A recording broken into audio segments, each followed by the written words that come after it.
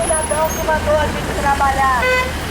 Se os familiares da polícia militar tivessem nosso apoio, a gente ia parar São Paulo, ia parar a PM, vocês não estariam aqui na rua. Porque sem a polícia militar nas ruas, o país para. Porque esse país não consegue sobreviver à violência e assassina Intervenção militar para salvar nossa nação.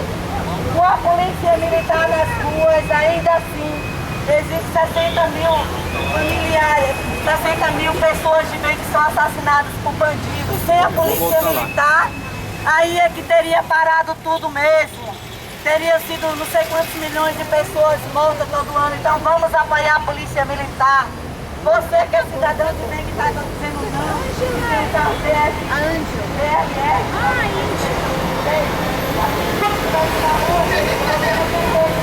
Intervenção militar. Militar Intervention Now. Nós apoiamos a polícia militar de todo o Brasil.